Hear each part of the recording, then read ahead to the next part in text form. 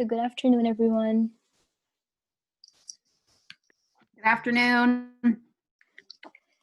Thank you for being here on a Saturday and welcome to the Wear Your Crown with Pride She Talks forum. My name is Ursula and I am an executive director for the She Leads movement. The purpose behind today's event is focused around starting a very important conversation within our community. Durham region is becoming more diverse every day, and with people of color communities and immigrant populations on the rise, it is essential that we create safer spaces for people to share their stories and experiences. So many of our stories include facing adversity. As a woman from a minority group myself, I know firsthand what it is like to exist in a space that has known racism and sexism all too well. So many of us have dealt with the lack of representation. How many of us have ever felt like the only one in a room?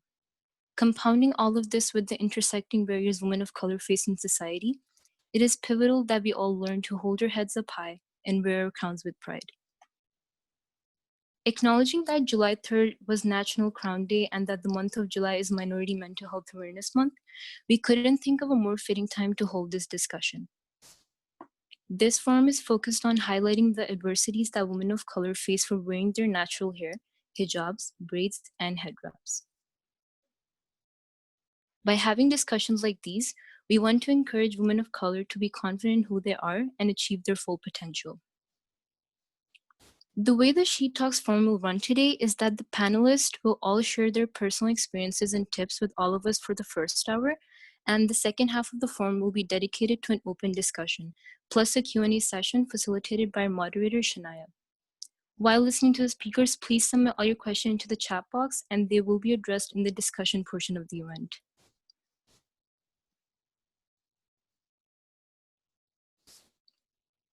We will begin this event by acknowledging that we are gathering on the traditional territory of the Mississaugas of Squamish Island First Nation, which is covered under the Williams Treaties of 1923.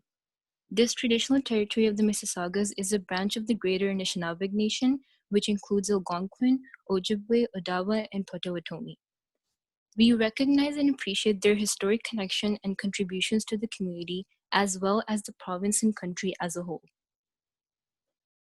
This place is and will remain as home to Indigenous people, therefore we must proceed with respect and kindness. As settlers, we recognize that acknowledging this land is just the first step of many towards justice for Indigenous nations. Next, I'd like to provide some background on what She Leads and Women of Color DC stand for. She Leads was created when Enactus Ontario Tech was identifying certain needs in our larger social environment, and we noticed the lack of female empowerment opportunities. She Leads is a women's empowerment organization designed to connect and empower females in the Durham region.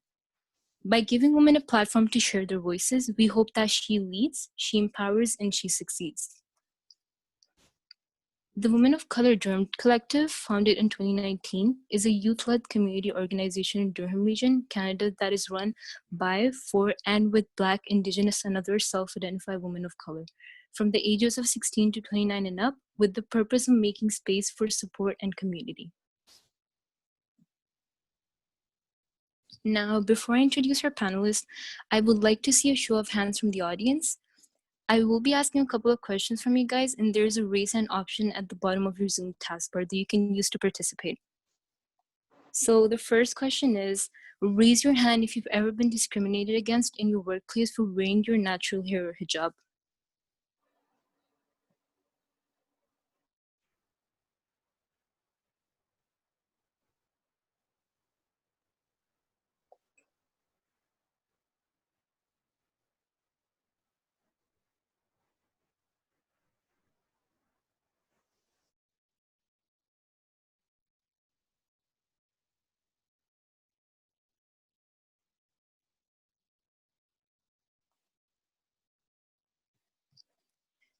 Okay, I do see quite a few of you.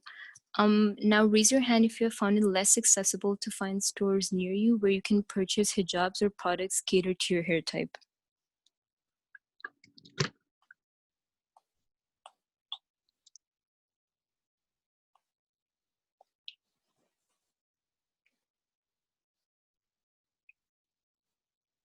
Yeah, I agree. As someone who also lives in the Durham region, I found it difficult to find stores that sell hijabs in my area.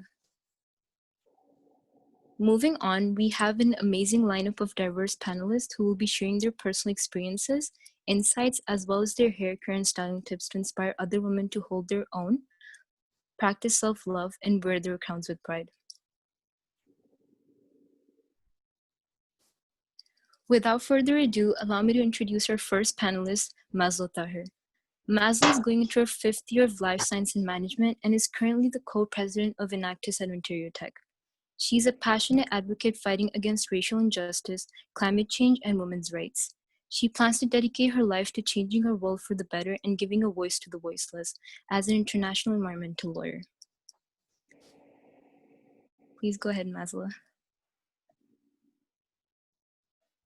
Thanks, Ursula, for that lovely introduction. I want to start off by saying Assalamu alaikum to everyone who is present today. Welcome.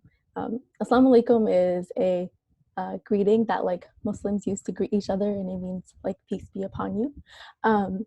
Yeah, so thank you. And so today I kind of just want to talk about like a little bit about like my story in terms of like how and when I put on my hijab and like my experience like putting it on, as well as just like the experiences that hijabi Muslim women in general go through and face, not just like within our own Muslim community, but also like outside of our Muslim community. There's a couple of points of discussion there. So growing up as a Muslim woman, I knew that like covering yourself was something that like we did like as a child, like all my aunts and like my grandma, my mom, like they all in general just wore like these large like they're called dupattas, and they're just large shawls that you wrap around yourself. And that's what I'd always like seen the women that I looked up to in my life like do. But it was never something that was kind of like enforced on me or something that like I was told I had to wear. So like my mom like did a really good job of like teaching myself like teaching me like about the hijab and about like what Islam like teaches us in terms of like modesty and how like Muslim women are to carry ourselves. And so I reached a point in my life where I was like, I want to put on a hijab. And it was in grade 9. I was just starting high school. And it was inside of like, I was starting high school inside of like a really small town up north Ontario. And it was predominantly like Caucasian, and I was actually like one of 2 brown girls in my grade. So like it was very like I stood out, you know, like the saying goes, I was like a little like black pepper inside of sea of white salt. And so when I initially put on my hijab, there was a lot of like microaggressions that I think at that time like I wasn't ready to face. I'm very like sensitive to little things, and so like just like the change in attitude from everyone that I used to talk to in elementary school and all the people that stopped talking to me in high school when I put on my hijab, like everything that changed, I wasn't ready for it.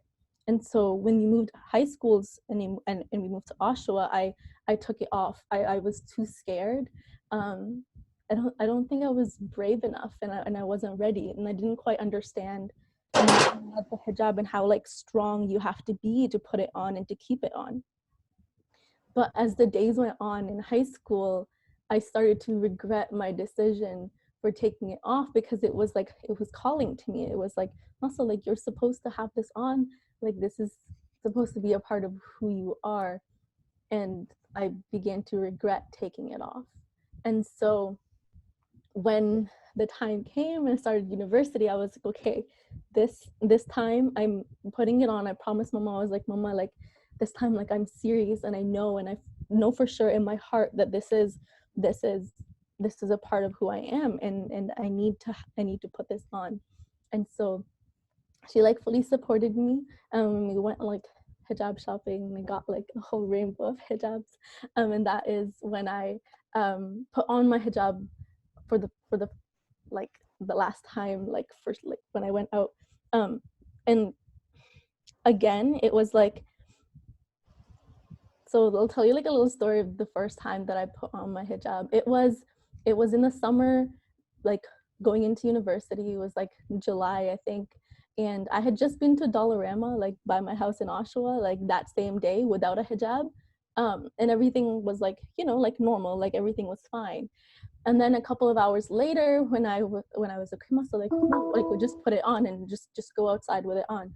And so I went to that same Dollarama, like this time with my hijab on, and like I walked in to like, you know, like the toy section aisle, and there was a woman and like her kids, and as soon as she like saw me walk into the aisle, she like pulled her kids like closer to her, and I was like taken aback, because just a couple of hours earlier when I had walked in to that Dollarama into the same aisle, I was the same person. I was still who I am. I was still Masla, but this time, just because I was wearing a piece of cloth on my head, this woman had like pulled her children closer to her, as if like she was afraid of like what I was gonna do to them. And it was an experience, but this time around I was stronger, and this time around I knew for sure that like these microaggressions or whatever anyone said to me, it wasn't going to affect me or my decision to wear my hijab. And these things, they happen because people know that I am Muslim before they ever know my name. And this is like a reality that like we as Muslim women, like this is our day-to-day life, right? And that's why everything that I do, I make it an act of defiance against the misconceptions and the perceptions of the media and just like Western society and non-Muslims that they have of Muslim women. So whether it's like me working at Starbucks, whether it's me working out at the gym, getting an education, going to class, being in leadership roles like this, being a co-president of Enactus, everything that I do is a representation of Muslim women, of strong Muslim women living their best free life, making an impact in the world. And that is why I am so proud to be wearing this crown and so proud to be able to call myself a hijabi Muslim woman. And that's why I know in my heart that this piece of cloth that is so crucial to my identity, I will continue to wear for the rest of my life, as a fight, almost like as a battle, till the very end, to show everyone just how strong and free and empowered like Muslim women really are. So there's a lot of work that I believe that needs to be done, both within the Muslim community and outside the Muslim community as well. And unfortunately, some of the harshest critics of hijabis tend to be fellow Muslim brothers and sisters who online we jokingly call the haram police, who will like attack you for having like a strand of hair showing, and they'll say things like, oh, if you're not going to wear it properly, just take it off. And so oftentimes while you're fighting this like battle to like the outside world, outside the Muslim community, you end up having to fight another battle within the Muslim community as well. And the judgment and the telescopic lens that hijabi women are often placed under is oftentimes like suffocating. It makes it more difficult, something that is already hard. So in the Quran, like the Muslim like Bible that Muslims follow, the hijab for men is actually mentioned before it is for women. So men are told to lower their gaze in respect for women once they come across one. And this is mentioned before it's mentioned that women have to like cover themselves out of like modesty. And so I like to say to, if someone is like, oh, like I can see a strand of hair, I'm like, if you're looking at me long enough to notice a strand of hair, then you're not wearing your hijab properly. And so I think there needs to be a shift inside of the Muslim community where we move to empower and uplift any and every Muslim sister that wears a hijab, to be kind to one another and accept that each one of us is on our own spiritual journey. I think my dream would be like a Muslim community that when they see a Muslim hijabi sister, they like encourage her and they tell her that they're proud of the fact that she is wearing a hijab. Because like right now, actually, like within the last like couple of years, I've noticed so many like influencers, like hijabi influencers, take off the hijab because of this like scrutiny that they face, and all of this like online, honestly, harassment that they have to like read inside their comment section. And so they end up taking off their hijab, and it's like really sad because like we have to be the ones to support one another first. Otherwise, like if we ourselves aren't united, how are we going to be able to fight against discrimination that we face externally from the non-Muslim community? So I don't know if you guys know, I'm hoping everyone in this call knows about Bill 21. It's the Quebec ban on religious symbols, and it prohibits by law that public employees, including government lawyers, judges, teachers, from wearing any religious symbols. And it disproportionately infringes on the rights of Muslim women and Sikhs who wear turbans.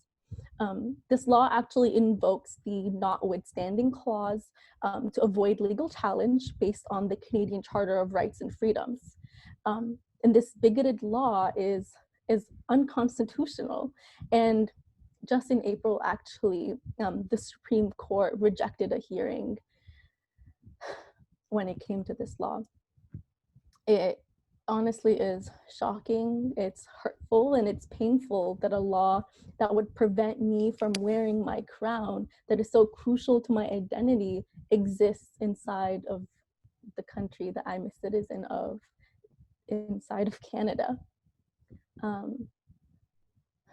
However, the existence of this law does drive, push, and motivate me to continue studying for my LSAT and pursuing a career in law as a Muslim hijabi woman, because I do believe there needs to be more representation of just like Muslim hijabi women inside of law. And so, yeah, I like continue to wear my crown with pride. But I think on a little like happy note, I will say that being a part of like the Muslim hijabi community is wonderful, because they're so like, I'll be at the same time, like while there are like microaggressions that you face, at the same time there is like, you are walking down the hallway of like Ontario Tech, and there's a fellow like hijabi sister, and like there's this automatic connection that we have, and I see Halima nodding, and like we will always like look to each other and smile and like just give that like nod of like understanding, like, yes sister, like me and you, like we are the same. And it's this like common thread that has allowed me to make so many friends that I don't think I would have otherwise made. And actually it was like 2 days ago when a friend that I hadn't really talked to since high school DM'd me on Instagram saying like, Masa, like I've like, you know, like really been on this like spiritual journey, and I think like now is the time I'm putting on my hijab. And she was like, Masa, like what are some like tips and tricks, and tell me, like, is this the right decision for me? Like, and just getting her messages, like I don't know why, I'm just an emotional person, but I just started crying because it was so beautiful, because for so long I hadn't seen, like, all I had seen is like Muslim women be scrutinized and they like take off their hijab. And so it was just so beautiful to see like someone that like an old friend put it on and come to me for advice or help or like inspiration. And it was at that moment that like my spirit and like my purpose in wearing a hijab was like rejuvenated. And I was like, yes, Masa, like it was like a sign. It was like, Masa, like you need to continue to wear your hijab, and continue to be like that person that like inspires like other people to keep their hijab on and to empower others to wear their hijab. And if there isn't like a really strong empowering community, like we have to be the ones to create that. We have to be the ones to create that community and to encourage and to empower others. And so like for the first time, like I got the chance to do that, and it was such like a um it was a really beautiful moment. And I just wanted to share that with you guys. So yeah, thank you so much, guys, for letting me share a little piece of like my journey and what it's meant for me to wear my hijab.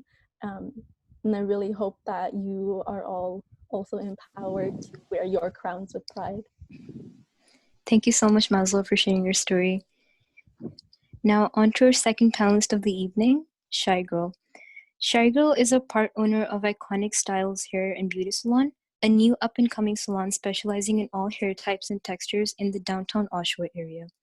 She comes from a long line of hair care specialists, barbers, salon owners, hair school owners, and hair professors, and attended Art and Technique Academy of Hairstyling and Aesthetics. She also holds over 30 years of experience in the hair industry. Please go ahead, Shy Girl.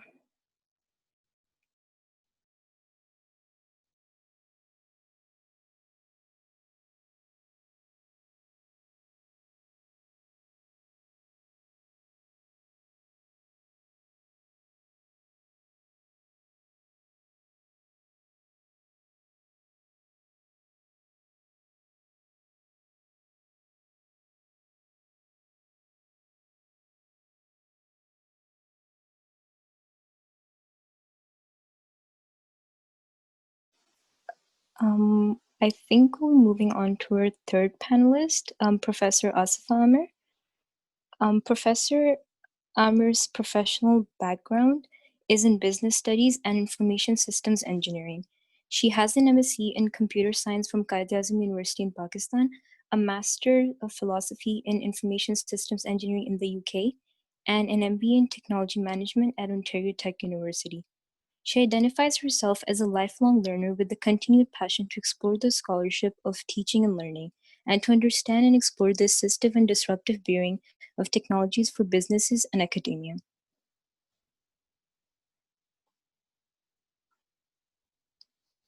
Can you hear me? Our Yes, yes, awesome. So just give me a second. no problem. There we go. Okay. So first of all, thank you so much for having me on this panel. I'm looking at everybody else. I think I am the oldest one on this one. So clearly my journey is going to be a lot longer than others. First of all, hats off to you, Masla. I mean, you've shared amazing experiences of yours own. So when it comes to my crown, of course, you can see my crown is my hijab. And many of the things that Masla has talked about, I can resonate with them and say that yes, those kind of experiences, kind of have defined my journey as well. Having said that, my journey is a little bit different probably from Masla because for two reasons. One, I'm the immigrant. My kids are the first gen coming to Canada, and myself, I'm the one who immigrated to Canada. And secondly, my experience of hijab only started very recently. So for most part of my life, I have not been a hijabi, right? So to kind of build on that story, kind of let me give you a little bit of background. Thank you for introducing me with all of that information. But after reading, I think it was Halima's bio, that I realized the thing that kind of puts me on this panel, I haven't defined that. So I'm going to plagiarize over here, Halima. I am a Pakistani Canadian Muslim woman of color, right? That is how I should probably identify myself on this panel, right? And as you can see from these aspects that I have many facets, and I can share many different stories coming from the fact that I'm a woman, I'm brown, so visible ethnic minority, and I'm a person of faith, right? Um, and it sounds almost sad when I sit here and all of us sit here and we admit and talk about how in today's age and time, we're still talking about the challenges that come with something so personal and so unintrusive to another human being, but it still kind of defines our experiences in a society, right? So here's the thing: when Haley, she was my student in the last term, and one of the organizers for this event, she approached me to be part of this panel, and she asked me how was my experience as a hijabi, and I had to actually take a conscious stock of these three different aspects, and kind of figure out what exactly what has been my journey in these cases, right? But given the time limit and the focus of this event, so the focus is on my crown, which is my hijab, I thought I'd kind of talk about that a bit more. But clearly, as you'll kind of see that when I share my experiences with you guys, that I am all of these three and more, right? I am an associate professor, but that doesn't define me, right? I'm a woman, I'm a mom, I'm a wife, I'm a friend, right? I'm a hijabi, well, a recent hijabi. But all of that defines me, right? So when I share my background, a little bit of story about myself, you'll see all of these kind of roles coming and playing in. And that's what my story is to share with you guys over here, right? So as it, Ursula, you mentioned that I am from Pakistan. I was born in Pakistan, and all my schooling, my undergrad, and my first master's was from Pakistan. And Pakistan is a predominantly Muslim brown country. Now, bear with me if I use those words, but this lingo has kind of been given to me by my kids. They use this lingo so frequently that sometimes I'm not even sure if it's a politically correct term to use, but I am self-identified brown. Okay, so you can imagine for all my teen years and my early 20s, I was based in a very homogenous setup, societal setup. So the fact that, there can be any kind of discrimination based on what I look like was not even something I came across earlier on. And that's why hats off to people like Masla and my kids, that the kind of environment and struggles you guys go with, it just make me so appreciative of your strength, right? So for me, for most early part of my life, I was in a very homogenous society, no discrimination, no nothing. And then when I got the opportunity to go to the UK, I didn't think of it as anything else except a great opportunity to pursue another master's, a research-based master's on something I was interested in. However, it is there that I've had my first exposure to what it is like to be a person of color, right? In a predominantly Caucasian society, of course, right? And mind you, at that time, I was not even taking a hijab. And the way I dressed up was very mainstream. I was wearing jeans, shirts, I wasn't exactly wearing tank tops, but I was wearing t-shirts and whatnot. So it was when I faced certain subtle variances in how people were dealing with me and around me, like talked about her experience in the dollar store with and without hijab. Now, even without the hijab, I faced some of those variances. And it was the first time that made me take into account, like, am I different? Like, but why? Why is somebody behaving like that? And of course, the only answer around that time was that I'm a woman of color or a person of color at that point, right? But, fast forward a little bit more to that. I'm not going to share any major experiences over there, but unfortunately, I'm talking about being in an academic setup. I was pursuing a master's. I worked in a software company, but I still faced those subtle differences or like, microaggressions, as Maslow said that, where I was not considered equal, but I couldn't put my finger on it. So, like my daughter tell me that you kind of just look away from it. And for you, it doesn't matter because that's how you've always been and you've brought up like that to kind of turn your cheek. But my daughter doesn't accept that. So she's the one who kind of makes me realize that I need to take my position in place and talk about these things. So fast forward, and then we moved to Canada in 2001 with my family at that point. And unfortunately, that very year, the heart-rending incident of 9/11 happened.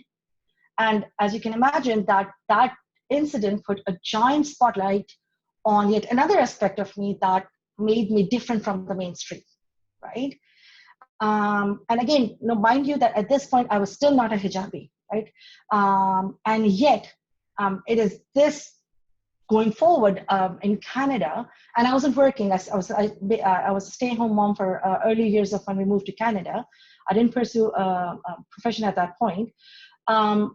But it is then that, maybe it was 9/11, or maybe it is just 9/11 bringing out something that already existed. Pretty much like what we're seeing south of the border right now. We think something as bad has happened with the president leading that, but he cannot make people become that, right? It just kind of brought out what was already there. So when I had those awkward conversations at the grocery store checkout, or when I would go to drop my kids and somebody would ask me as to why your people are doing things like that, right? It just made me conscious of like, why am I supposed to answer or justify, right? But unfortunately, at that point, my approach was generally defensive. And like my daughter said, because you're the first-gen immigrant, you kind of have to be defensive, and you don't take your place in the society as a given. You take it as a privilege to become a Canadian. Whereas I, who am a born Canadian, so my daughter is a born Canadian, she lets me know that for me, it's a basic right as to people not treating me differently just because of my color of my skin or my faith, right? But anyways, at that point, my approach was mostly defensive and trying to explain, no, it's not exactly like that, and not every Muslim is like that, or not every brown person from Pakistan is like that, but that's how it approached. And like I said, at that point, again, I couldn't put and verbalize it as a discrimination against me. For me, it was like, oh, people are just hurt. And for some reason, it's my job to explain and pacify them and justify or explain my people to them, right? But anyways, as the time passed, right, and I went for my third master's, I did my MBA over here, and I joined the workforce, right? And then I started taking the hijab. My hijab is, I think, 3 or 4 years old, right? And all of a sudden, so I was in my workplace without a hijab in my school, and then I started taking a hijab while I was at work. And like Masla said, it was a huge struggle, right? Taking on a hijab or wearing your crown of any sorts, right? It's not easy. People think it just comes intuitively, right? And worst case scenario, people think it's something that's forced upon you. But for most part, that people I know of around me have made a choice around that, right? I'm not denying that worldwide, when you look around, there could be instances, and there are instances where these things are being forced. But talking about my own experience and many of the people around me who are hijabis, I haven't come across anyone here in Canada who's been forced into one, right? So when I went on and I kind of that self-discovery journey where I thought, well, I am who I am, and why have I been trying to hide behind and become mainstream because people want to see me like that, right? And then I wanted to take hijab, but I have to admit it took me a lot of time before I went on taking the hijab, and because for the same reasons as Masla discussed and talked about, that it was a twofold kind of discussion. Even with your friends and family within your social circle and with your same background, whether they were brown or they were Muslims, they would question us, why would you do that, right? What exactly are you trying to prove here? Are you better than us, right? And of course, the outside was a completely different story. Like I was at a time where I had my friends. So I have friends who don't take hijab, but their daughters take hijab. They've chosen to do that, right? And I've seen them have those discussions with their daughters, and their daughters complaining about their mothers to tell them to take off the hijab. And coming from practicing families, it was always it's a question, why? And to think of it, it's a sad realization that it's predominantly the moms are concerned about the kids, that they'll get hurt, they'll be targeted, that she will be pushed or shoved or called names, right? For somebody who's born and raised in Canada, she is a Canadian, but she's being told to go back home, right? Because she doesn't belong here, to avoid those kind of, not even microaggressions, plain right out discrimination, right? And that was the reason they didn't want their daughters to take hijab. But like I said, hats off to you guys who at a younger age start taking wearing this crown, that you made it through, and it's not easy, right? So when I started wearing my hijab as well, I had kind of faced similar questions as to why. Like I said, within my community was like, are you think you've just become a practicing, you better than us, or you've achieved something that we haven't, or it's something internal, why do you have to externalize it? But my question was, this is not something very external. It's not something I am imposing on another human being. It's a part of who I am, right? If I wear my hair in a braid, or I wear my hair short, or I wear my hair long, what difference does it make? Or if I just go bald for today, right? It's my choice. Then why is it that when I come to cover my hair, which is equivalent to, well, not showing my hair, or not, you can't see my hair, why is it such a big issue for other people to question that, right? And I have not found the answer to that, to be honest, right? I'm a newly minted hijabi when it comes to, experienced people like Masla and other people, the kids. And there are other friends of mine who had taken hijab right from when they hit puberty and they were supposed to, like Islamic reasons, right? But I haven't got the answer, right? Because a simple answer is, it is personal choice. It's a personal acceptance. It is something that is asked. It is a part of modesty that our religion teaches us, right? But at no point, like any other aspect of a religion, or for any other religions or other ethnic reasons, right? I haven't come across where people are so bent upon that they'll make your life miserable to do that, right? So people have made a choice around that. But since I've made that choice, right, it has been those subtle struggles that I've come across. One of them being that my first perception by many is that I'm a meek, oppressed person, right? I've been told to do so, and I don't have a mind of my own, and I need to be asking permission. I've had many people who have gone like, oh, you teach. Oh, you have a master's. Oh, okay. Fine. I mean, now, mind you that when I've come across these concerns and issues, not all of them have been microaggressions.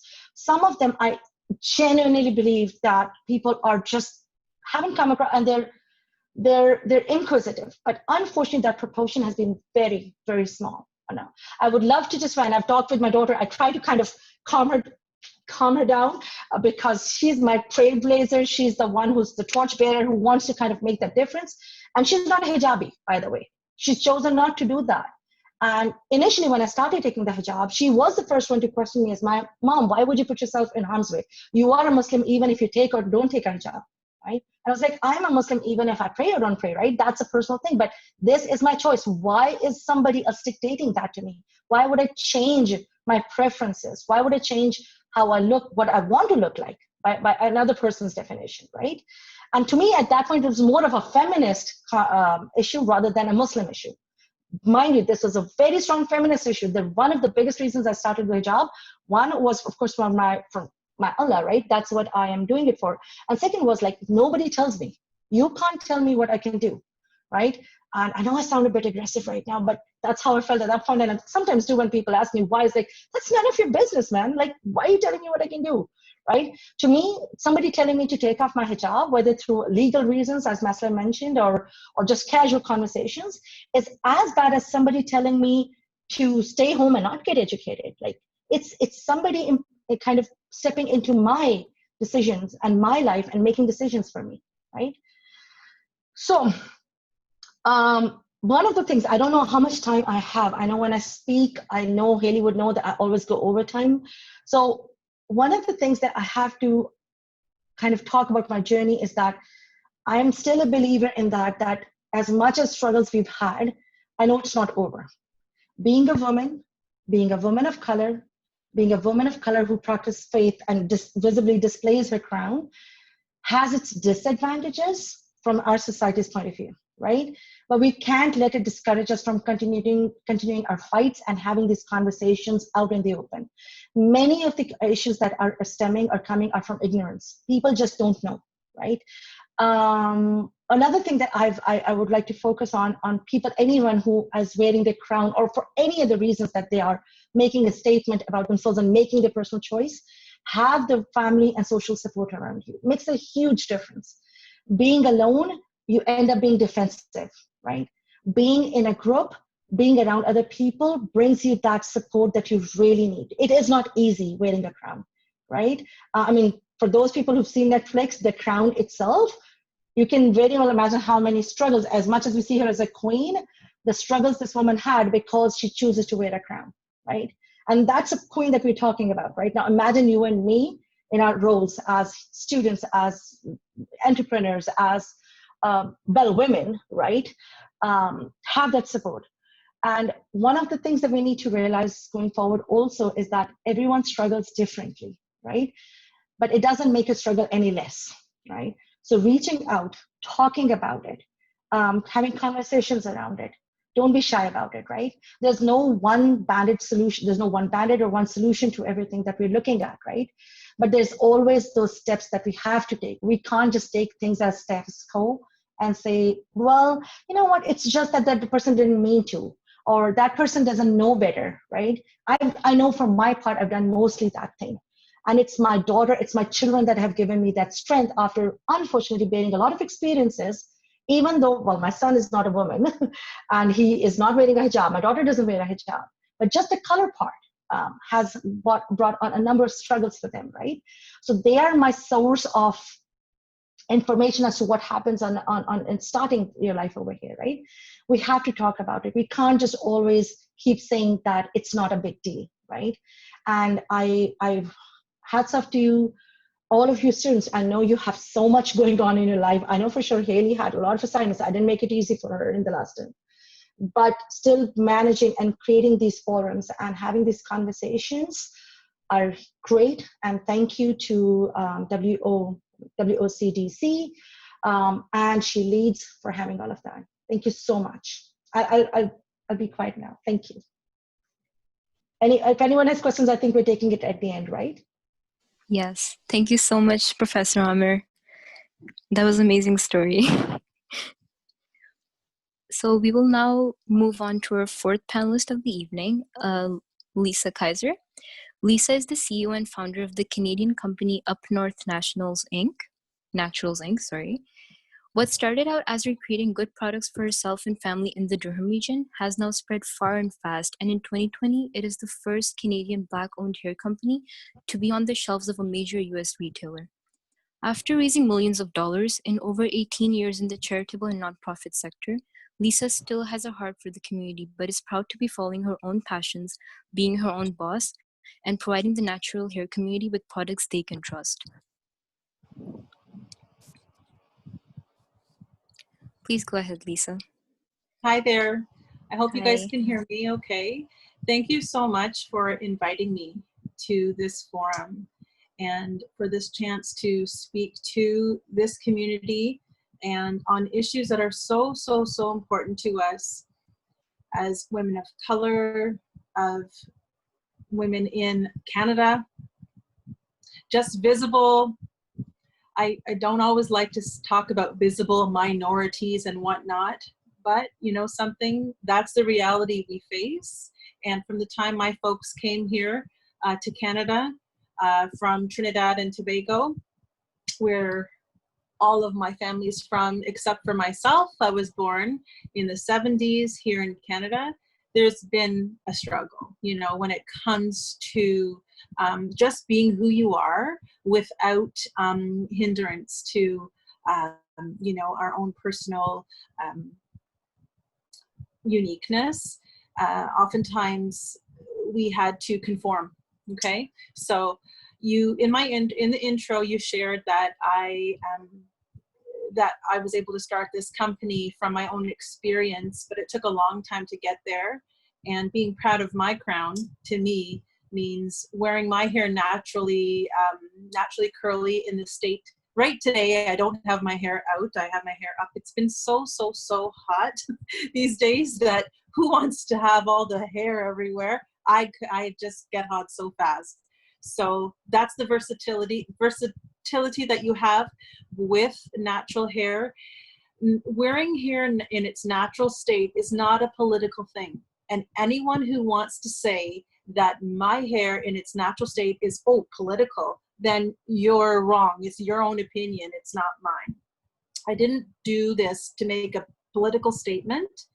I did this because in 2012, I returned to natural. So we always say we don't go natural, just return. So what that means for anybody who doesn't know is I stopped using chemical straighteners.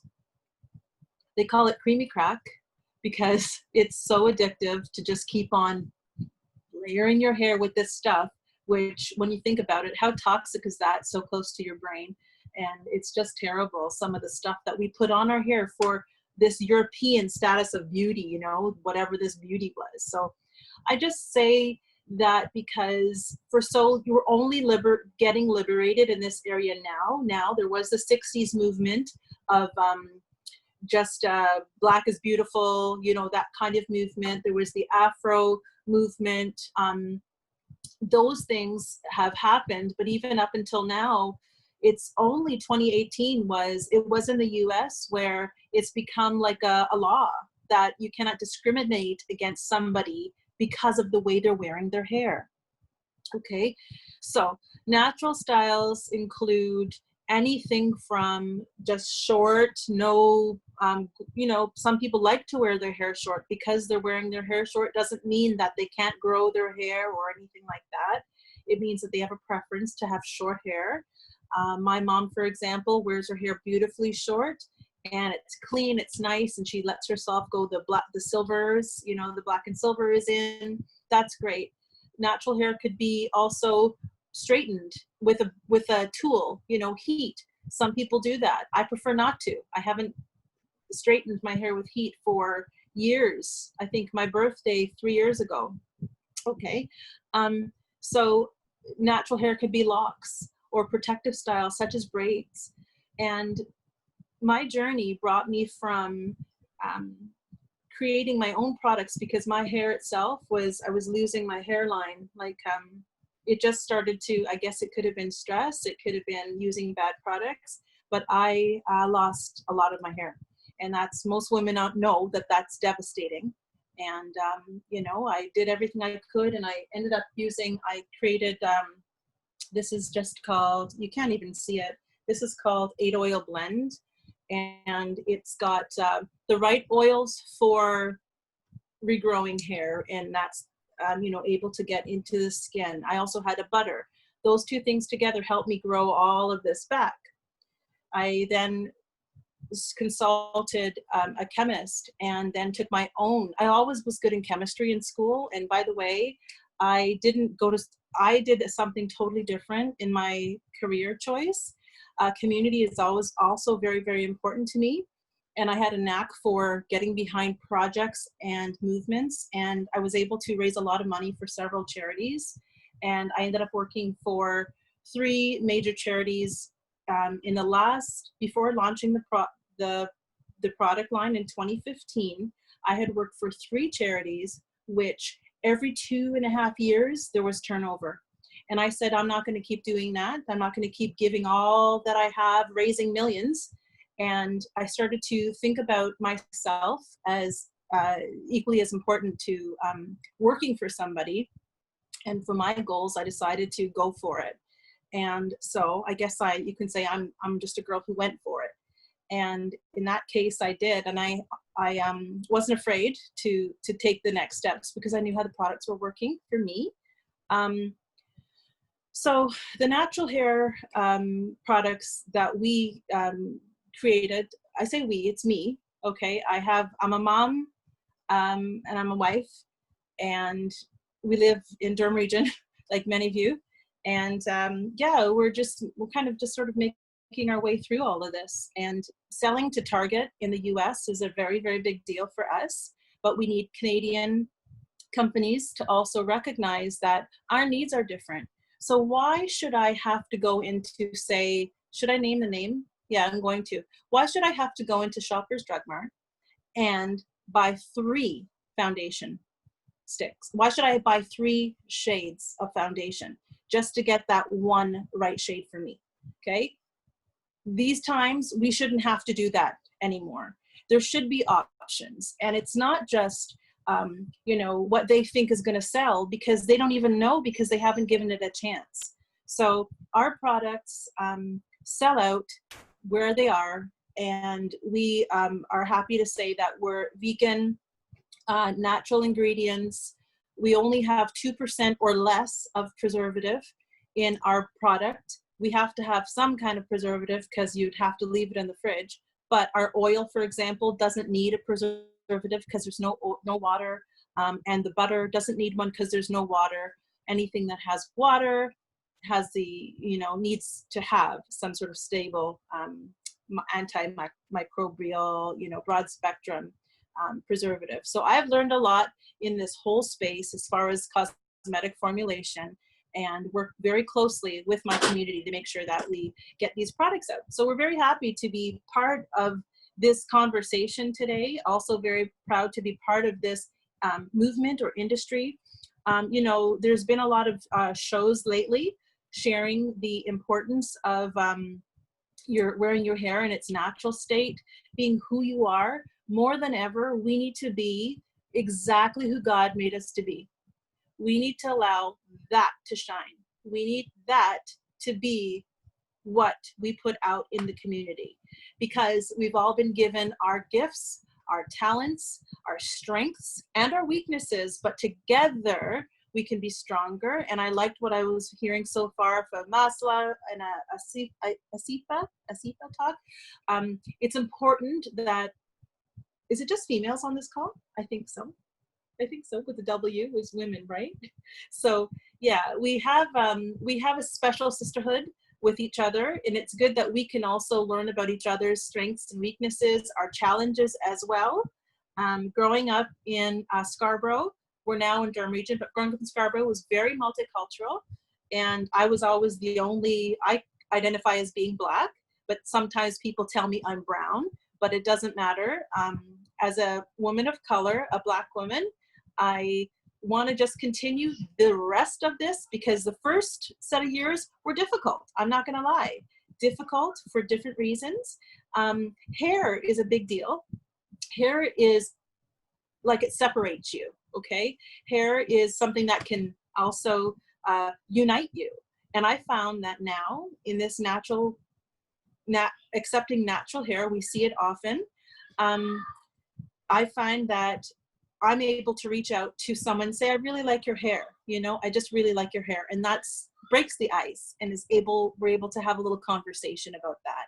You know, it doesn't always have to be, hey, I'm Lisa from Up North Naturals. No, it's not about that. It's just the fact that I really see beauty in, that's just my nature. I see beauty in lots of things and lots of people. And if I see something, I'm going to comment and mention, you know, something about, I love to see hair. I've always been a hair person. So that's why having Up North Naturals is a natural next step for me. Something that always stuck out for me is Marcus Garvey said, remove the kinks from your mind, not from your hair, right? So we need to remove a lot of kinks from our minds when it comes to things. And I mean, I just wanted to share that little bit about myself and a little bit about, you know, Up North Naturals. That's all I'm going to say for now. And any questions, I'd be more than happy to answer those. Thank you so much, Lisa, for sharing your story with us. So our next panelist of the evening is Halima Hossenzehi. Halima is an Iranian Baloch Canadian Muslim woman of color. She finished her health science degree in kinesiology exercise science from Ontario Tech University and is now doing a health science master's degree in neuromechanics. Halima has always been very artistic and drawn to digital art, videography, and photography. Her nationality is a big part of who she is, and her Balochi clothes are a huge part of her culture. Hi, guys. Wow, I feel like that was really loud. Hello, I'm Halima Hossenzehi. Can I just say that the women on this panel are so strong, so confident, and articulate themselves so well. I was so blown away. I love that you guys are so strong. Thank you so much for inviting me. And I'm honestly honored to be in the presence of such beautiful, beautiful people here with leads and WOCDC. So as a Muslim, and I'm sure for all the belief systems around the world, intention is a big deal. Purpose behind literally everything we do is so important. Without having intention, you begin to drift away and lose meaning. So I would like to start off with that. The intention behind this talk is so valuable. And I want to clarify, not only for myself, but the audience, that my intention, and I'm sure this goes for all the strong ladies as well that are on this panel with me, our intention here is to spread awareness, spread love and positivity, but also shine light on the issues we face as women of color. I wear my crown on my head with pride, and I make it known that I do because it wasn't easy going, dealing with low self-esteem or low confidence. And thanks to institutionalized racism, I don't get the privilege to be born with the crown placed on my head. That's why I do what I do as a content creator. I am a part of a minority within a minority. And because of that, being a Muslim hijabi is a lot more easier for me than being a Baloch content creator. And I just want to say that this is my personal experience, and that does not take away from anyone that has gone through, discrimination wearing the hijab. I just want to let everybody know that their feelings are absolutely valid, and I completely agree and stand for you. I bet more than half of this audience, however, does not know of who Baloch people are. And don't feel bad, I'm still learning too. Baloch people have been around as social nomads for a very long time. Because of that, we have become indigenous to many lands, including Tanzania in East Africa, Australia, Oman in the Middle East, Afghanistan, Pakistan, and our origins are believed to be from Iran. And I'm from Iran. These are just the countries that I am aware of. And I want everyone to know that this is coming from someone who knows very minimal of my culture due to my own, ignorance and, in a way, fear. I am privileged to have a voice in my community because these kinds of conversations are all actually prohibited in some countries. And I will come back to why this is. We are a distinctive group of people because we come in all colors, literally ranging from a blue-eyed blonde Baloch to a chocolate black skin with beautiful curly hair. But we are all Baloch. We speak the same language and wear the same clothes. As interesting as that sounds, our crown is actually illegal to wear on our heads in some countries. Our flag is illegal to make, own, and especially wave in certain third world countries. I was always taught to be silenced when it comes to my identity. I was taught to shut up when my little cousin got kidnapped by militants in a third world country for literally no reason. And when he came back after 2 weeks, he was as thin as a stick and was mute from mental and physical trauma that we still don't know why this happened. But this isn't shocking to me because it's normal. Our Skype calls back home don't consist of, oh, how are you? They consist of, when will we receive your money because we are illiterate single women married off to abusive drunken men who are beaten down out of discrimination, hate, trauma, and cultural oppression. These working illiterate women are not even aware of dominant cultures, taking their Baluchi embroidery and Afghan clothing, including accessories, and exploiting it to million-dollar industries. H&M, Hollywood, and many stores in Turkey labeled as nomad style or boho. Suppressed cultures are not made to please aesthetic. And again, I'm not mentioning all of the information. There's just so much more, and this is only so little and it's all true and it's factual. It's really sad because our own Baluchi people, out of fear and the lack of knowledge, say, no, it's fine. That's how the fashion industry works. Or honestly, this has been normal for years. Like, why are you bringing this up now? I will continue to receive backlash about this issue. A lot of people argue that this is a political issue. Don't get political, Halima. It's tough though, because my people are literally dying and have no human rights. This is a human rights issue.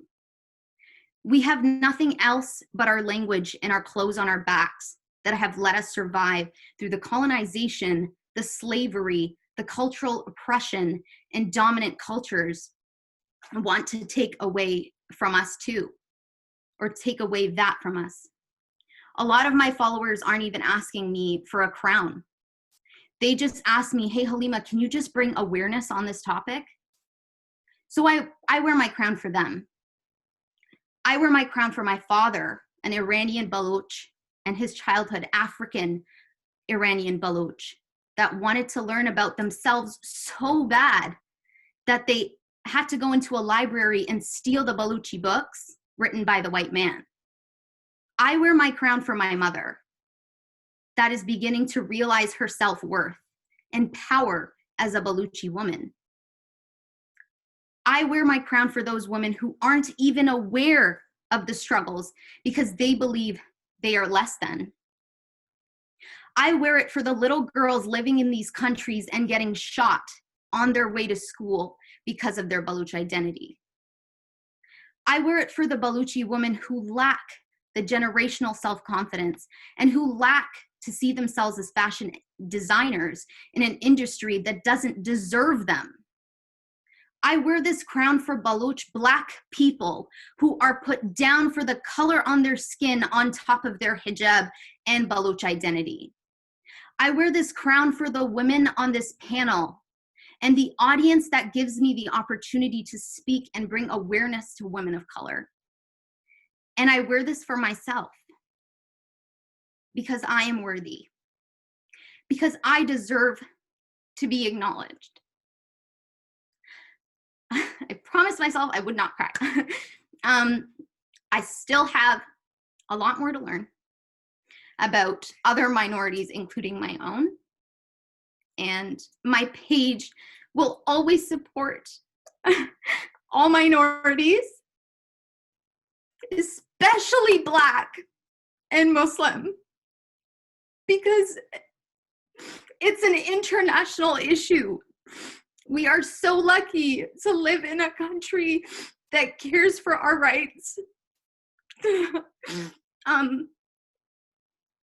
It's really sad. But this is the reality. I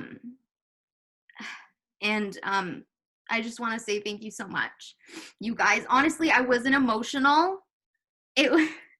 Right when it started, I was like, I love these people so much. Like, you guys are so amazing and you need to know how amazing you are. Thank you so much. Thank you so much, Halima. We will now move on to our last panelist, Sarah Naomi. Sarah Naomi is a friendly neighborhood crown maintenance worker. She is a natural and protective hairstylist and the founder and owner of Sarah Naomi's Hair Care and Beauty, where the beautification of the whole woman is her focus and purpose. She has been doing hair for over 15 years and believes knowledge and love of self is the key to unlocking new and higher levels of our existence. She is currently enrolled at Art and Technique in Oshawa to obtain her hairstyling and cosmetology license so she can instruct, serve, and educate our community better. Hair education is a passion of hers, and she's committed to teach what she knows while bringing others along with her as she develops and grows.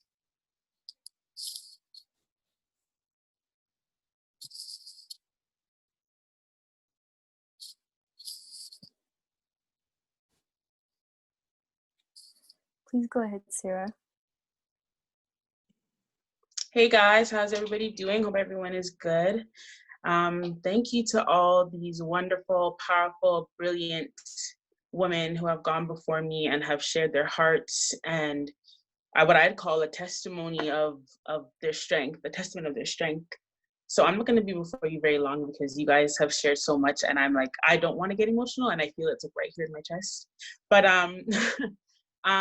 yeah. So I am a natural hair and protective stylist. I grew up in the East End of Scarborough, particularly the Port Union, Rouge Hill area, and for sure, my blackness and my black hair, I stuck out like the black sheep and with amongst a bunch of white sheep, basically. I believe in elementary school, it was me and my best friend that were the only Black girls. We did have a few Black boys, but we were the only Black girls with the kinky hair, sometimes the afros, and we would run from the rain if it was if it was raining. We'd run to make sure that our hair didn't get wet because we didn't want it to get curly.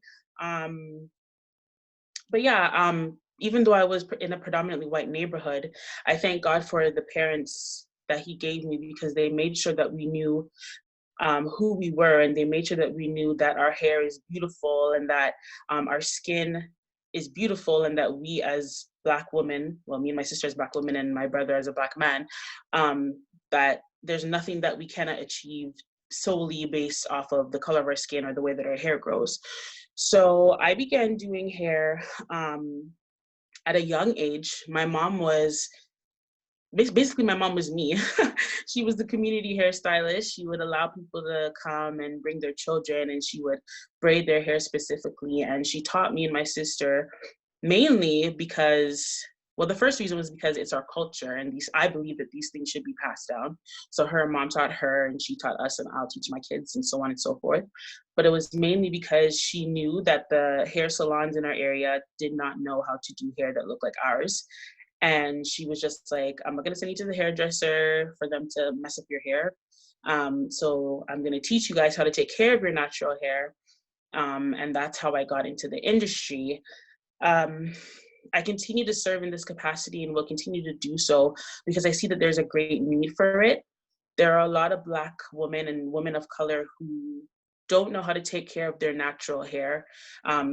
They sometimes grow up and they perm it or they damage it with heat because they're so insistent on getting the kinks out of their hair. And much like Lisa, I believe her name was, spoke about Marcus Garvey's quote that says, "Get the kinks out of your mind."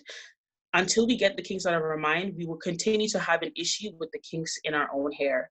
And I am hoping that with what I do, I will inspire people to learn how to take care of the glory that is coming out of their head, which is their hair, and that they would know that they are fine and fearfully and wonderfully made just the way that they are. I remember, you turn 16, 17, and you want to make a little money, and you decide to go and apply at whether it's HomeSense or Walmart or whatever stores in your area. And I always remember being so anxious the night before because I'm like, what am I going to do with my hair? If I go in there with my hair in an afro, they're going to look at me and be like, what are you doing here? You look unprofessional. We don't want you working here because you look unkept. So I remember either straightening my hair rather with the iron at that time, because we didn't really have flat irons. Like, I think we did, but they weren't hot enough to straighten out our hair. And I didn't know at the time how to use the actual flat irons that my mom used. So I put my head on the ironing board and I'd iron it out because it was long enough to do at that time. Or I'd make sure that it was weaved so that I had a more Caucasian or straight aesthetic. Or I would slick it, paste it down with gel. I know if the Black girls on here know what I'm talking about. You get your gel and you brush it until it's bone straight, and you put it in a tight ponytail, and you either put it in a bun or you add an extension on the end. And I would go to the interviews and I would sit there still anxious because I'm just like, these people are gonna look at me saying that here's this Black girl, and it's a Black girl coming to most of the times a white establishment, and just the whole anxiety of thinking that I would be not chosen based off of how I look. And I think that a lot of the times when we see people with like identity crises rather, it's because they've been trained or conditioned to think that what they have is not good enough. And so my desire is to not just style women in my community or women that I get to travel and style, but it's also to teach people how to take care of their hair. A lot of the times we don't know how to do it because our moms didn't know how to do it, and they sent it to the hairdresser and they told the hairdresser to perm it because I can't manage it. I don't have time to comb it. She cries all the time. I don't have time to deal with that. And I don't think those messages that we take in at such a young age are good for us, because we will always find a problem with ourselves when we look in the mirror. So some of the things that I do is that I teach classes for mothers and their daughters, or even fathers and their daughters, called Black Girls Braid. And it's just teaching, and I bring my mom with me, and she sits with me, and we talk about how she took the time on Saturdays to, you know, take me and my sister's braids out on Saturday evening, wash it in the kitchen sink. Sometimes she would blow dry, sometimes she wouldn't, but she would take the time to take care of our hair so that we were ready for church on Sunday morning. And I remember those times so distinctly because it's time with my mom, and it's time, you know, you sit and you watch TV, or you sit and you talk about your week at school. And I think it's very important, the bond that a mother has with her daughter when it comes to their hair, because your daughter will see herself how you tell her to see yourself. And how she sees you looking at yourself is how she will think that she should look at herself. So yeah, I'm at Art and Technique right now, and I want to learn how to color textured hair. I want to learn all of it so that our community can be more informed. There's a saying that says, when you don't know the use of something, you will abuse it. So if you don't know the products that your hair needs, if you don't know the tools that your hair needs, if you don't know whether your hair is high porosity or low porosity, you will be doing things that you see Caucasian women do, and you will destroy your hair and be in an even worse state than you were before. So yeah, on my social media, I show people the tools that I use on my hair, the things that I do with my clients. I also accept, like if people are having, like when this whole COVID thing happened, I allowed people to call me and FaceTime me so that they could watch me help them do their hair, for people who don't usually do it. And a lot of Black women especially, are in a crisis when their hairdresser is no longer taking people because they just don't know what to do. And I feel it for them. And so people would FaceTime me, and I would show them, you know, this is a shampoo brush, or this is the conditioner that you need. And it's really important because your hair is your glory. There's a scripture in the Bible that says a woman's hair is her glory, or it's her covering. So it's something that we should take care of, the same way we take care of our teeth at the dentist, the same way we take care of our eyes at the eye doctor, the same way we take care of our bodies at the gym, and with the things we eat. Pardon me, we should take the time to know and learn our hair, because it is our covering and it is our glory. And yeah, I just want everybody to be encouraged and continue to stay in the fight. It's nowhere near being over. We're really just, sometimes it feels like every day we're just beginning. And every day I feel like it's like we begin again, but we do take more ground. But yeah, I'm here if you have any questions or if you have any comments. And like some of the women said, make sure you have community. The natural hair community is growing. It doesn't matter if you're beginner, intermediate, or if you're an expert. Find people that are going through similar things as you, and link arms with them, and know that we're all moving forward together. And I hope everybody was encouraged, and that's all I have to say for now.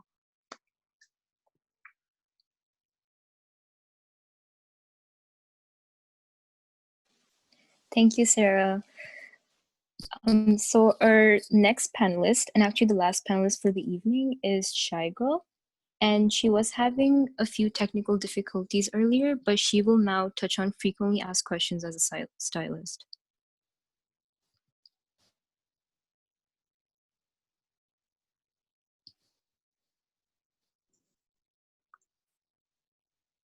Please go ahead, Shy Girl. You can see me? I can't see me yet.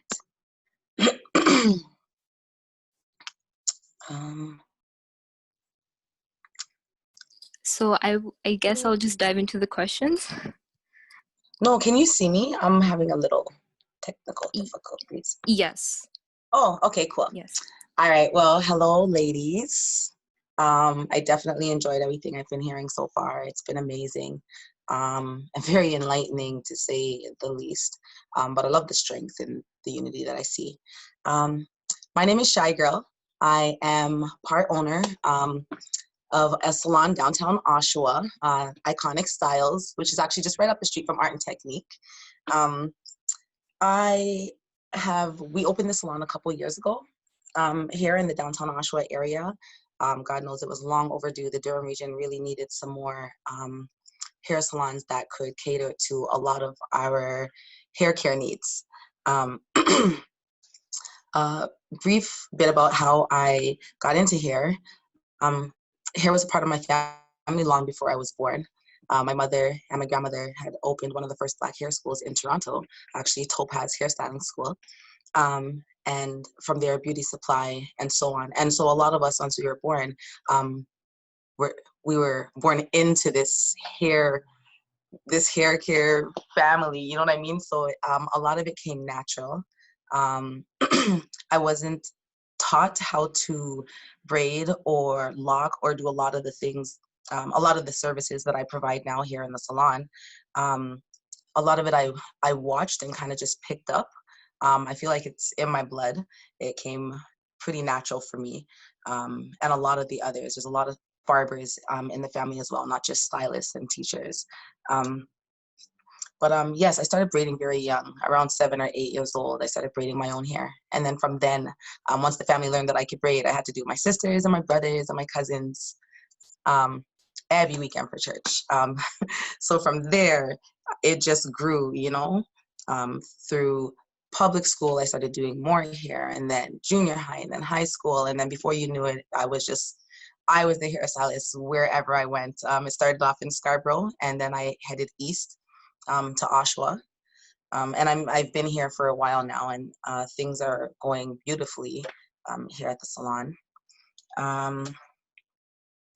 One of the misconceptions when we first opened the salon doors actually was that we were a Black salon, which we are not. We are a hair care salon. We cater to all hair types, all textures. It doesn't matter. Like everyone is welcome. But due to the fact that myself and my other two partners are three Black women, a lot of times when we had a lot of the passerbys being on a main road, Highway 2, walking by, they would assume that we only catered to textured hair, which we don't. We cater to all, like I said, Indian, Asian, Caucasian, mixed race. We do it all here, you know. But one way that we had to actually kind of get people weaning in the very beginning was we actually decided to do a lot of our Caucasian, mixed race, Indian and Asian clients in the window, so that when people would walk by, they would see that we were more than just a textured hair care salon, which worked because, you know, when you see someone or people that you are familiar with, you're more likely or more comfortable to come inside and ask some questions. And now, almost 2.5 years later, we have a very diverse, multicultural clientele. And so we no longer have to, you know, put any specific race in the windows, you know, like we do it all and they know it, and the doors usually open and inviting and welcoming. And so now we don't really face those misconceptions like we did in the beginning. Let's see here. Oh, I do get a lot of questions. I'm just kind of jumping around here about how to know whether or not a product is working for you. I've actually had that question asked a lot recently over quarantine. And one way that I like to tell people to know whether or not a product is working is consistency. Without consistency, there is no for sure way to know whether a product is right or wrong for you. You can't use any one product and you know, 2-3 weeks later, expect to see these miraculous results. I'm sure there are, those out there that do experience that. However, the majority of us probably need to give a product a good 4 to 8 weeks, sometimes even 12 weeks. You know what I mean? 3 weeks is a good length of time to really know whether or not something is right for you. Some products you could feel the difference right away and you'll know, but for the most part, I insist that people give, you know, like at least 1 or 2 products, whatever your hair care routine is, some time for your hair to get to know it, get used to it, you know, grow accustomed to what that product is supposed to do for you. Sorry. But yeah, so consistency will be your best friend when trying something new. Let's see here. Sorry. Yes. Another, I was like, how could I put this?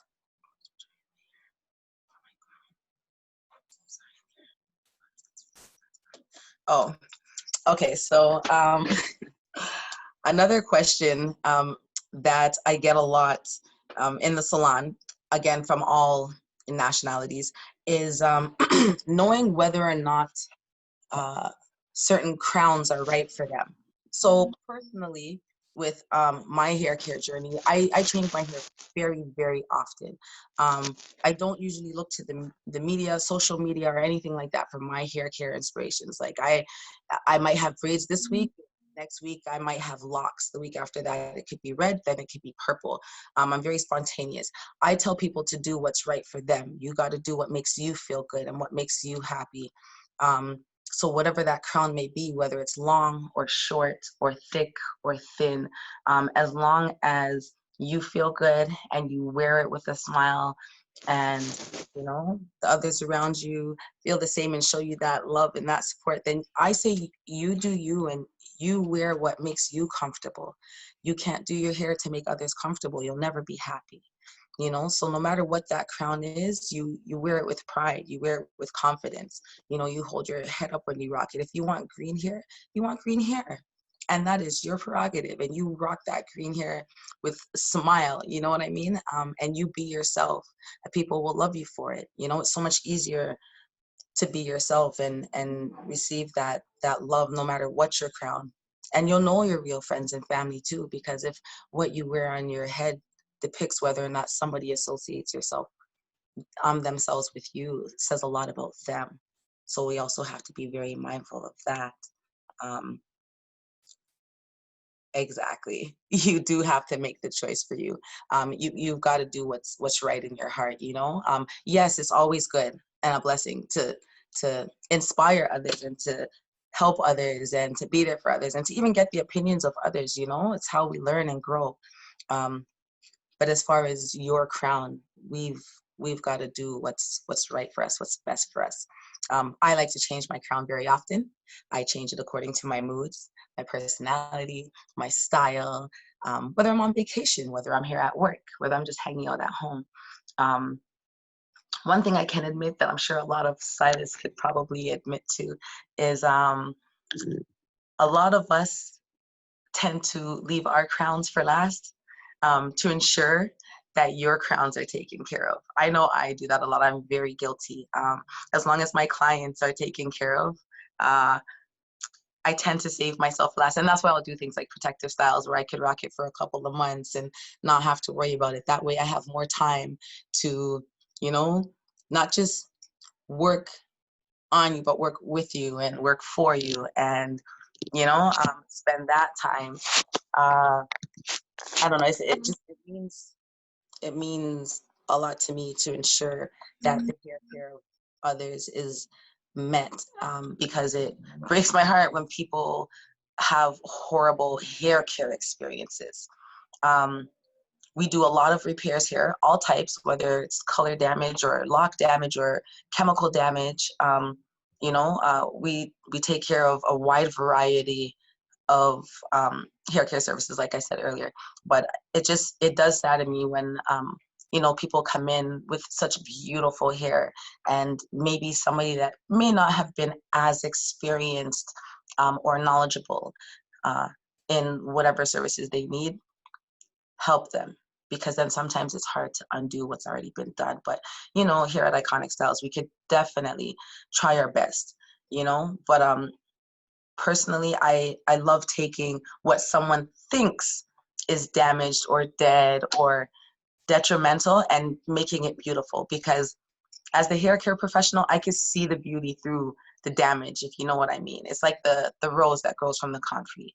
And you come in and, you know, you see this madness, and I see the beauty in it, no matter the mess, if that makes sense.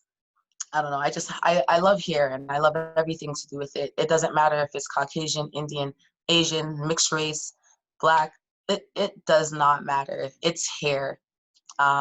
It's beautiful. It's your crown, whether male or female. And we should wear it with pride. Whether you're bald headed, shiny headed, or you got hair to your ankles, it's yours, and no one can take it from you. And you know, I just feel like as long as it's maintained, and it doesn't even have to be, because a lot of people maintain it themselves. But as long as you take care of it and you're happy with it, it's all that matters at the end of the day. And just like the speaker before me, I always let people know that my phone is like an open door policy. My messages are always open to you, and your questions and your concerns, I will always answer them at my earliest convenience. I don't mind answering questions. Consultations are free. I love when people come in and sit down and ask questions about their hair, and you know, like, I love it because I love enlightening, and what I don't know, I'm not afraid to ask others.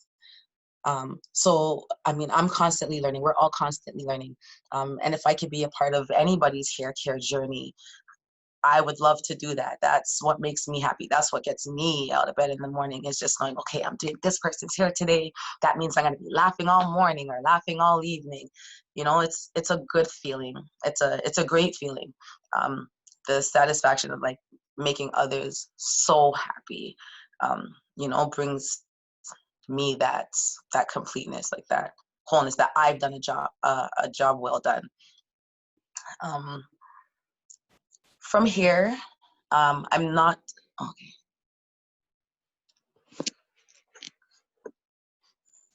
All right, so I'm just going to wrap up and say I want to thank all of you guys for having me, because it was super, super amazing. And I think you're a group of beautifully talented ladies, and I'm just honored to be a part of this whole thing. So thank you again. And I look forward to working and seeing and meeting a lot of you in person sometime in the near future. Thank you. Thank you so much, Shy Girl. No That was problem. amazing. So that was our last panelist of the evening. And moving on, I will now be handing it over to our moderator, Shania Morton, who will be facilitating our discussion today. Shania is a third-year nursing student at Ontario Tech University. She recently began public speaking as an advocate for anti-Black racism and social justice.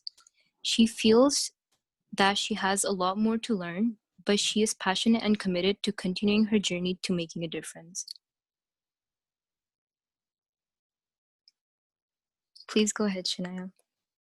Hi. Thank you guys so much for having me. I don't even have words for the last hour and a half. That was so amazing. Everyone that spoke, thank you so much. You're all so inspiring. I feel like I've learned so much. I know I have a lot more to learn, but this panel is great, and I'm so lucky to be a part of it and have witnessed all of that. So thank you guys so much. I was supposed to be here to collect questions along the way and pass them off to our lovely panelists, but nobody wrote any questions. So I feel like you guys probably have some. So if anyone wants to put some in the chat, that would be great. But for now, we didn't get any. I keep looking through and there was nothing. A lot of like really positive comments. So if you spoke, please take a look through the comments, because I think that each of you got like 10 comments from the rest of us listening, just like cheering you on and saying amazing things about your speeches. So if you want to look back and see those, that might be good for your heart. Oh, I think this question's coming. Everyone's taking everything in. I agree. I'm taking everything in too. I I think first of all, I mean, if we want to take the compliments, and we read that as we went, big, huge compliments to you guys as well. Like I said, where I'm like at my age, I think I've got some things going on, but with you guys, with the school, with the jobs, there's so much that's going on, and for you guys to still be part of such events or such groups and clubs and organize these events, I know how much it takes to even organize something of this magnitude and have everything sorted out and be in place. Amazing. Just hats off to you guys. So I agree. I have a question for you guys. I know one of the now I'm not sure how it goes. Hosts or planners are Women of Color Durham chapter, right? How to become part of these groups or clubs, right? I know she leads is from Ontario Tech University. That's the chapter over there. But WOCDC, I'm assuming it's independent of the university, right? So how does anyone become part of these groups? Ursula, is that you that wants to answer that question? I can actually chime in on that one. Sure. Hi, folks. This has been such a wonderful, wonderful discussion so far. You've had me smiling, laughing, and in tears. So it's been super lovely. Asiba, to answer your question, so yeah, WOCDC is a youth-led community organization. We serve all of Durham region. If you want to get connected with us, you can simply send us an email. Our email is info@wocdc.ca. You can also use our other one, which is info@wocdurham.ca. You can also DM us on Instagram. But we have a lot of different opportunities coming up. I can't share all of that information because it's confidential, but there are really exciting ways for people to get involved, and I would love to chat with anyone who is interested in learning more. Did I get that right when you said it's a youth group? So, yep, completely youth-led community organization. Everyone on our team is between the age of 16 to 29. Well, I'm way past that age, so okay, give me another one. But we do serve folks outside of the age range too, but it does have a youth focus. But most probably my daughter would love to join that. I know she's a trailblazer in these causes and issues for sure. But I'll ask her to get connected. Thank you. Okay, no problem. Thank you. Rihanna, you actually had a question, so I'll read it out loud, and then if anyone wants to chime in and answer, that would be great. So she wanted to know about wearing her crown specifically in the workplace, since there's a lot of barriers there, and she wants to know if anyone has any tips, and I agree. I think it's a matter of just doing it. Honestly, I think, Lisa said it, I'm not sure, forgive me, but just show up and the world around you will adjust. Be exactly who you are and they'll have to adjust. And you have to if you break down the barriers inside of you, whatever barriers other people try to put up for you won't matter because you've already dealt with it internally, right? So I would say just do it, show up, and every day, show up. Yeah, I agree. Can I say something too? Absolutely. Okay, so wearing your crown and AKA your natural hair in this case, I remember the first time I wore my hair I was a director of a nonprofit, okay? So I was, the head person in the department. But I showed up and my executive director, who I reported to, saw me for the first time after I did my big chop. The big chop only came up to here. I don't know if you can see me, but just not even at my collarbone. And it was sort of like a mullet, not a mullet style, but a mohawk, a faux hawk. So I put it up on the sides and I just let it go curly. I felt really, really good. But when he saw me, he went, "Oh, stunning." So that's the first time I learned that stunning is not always a compliment.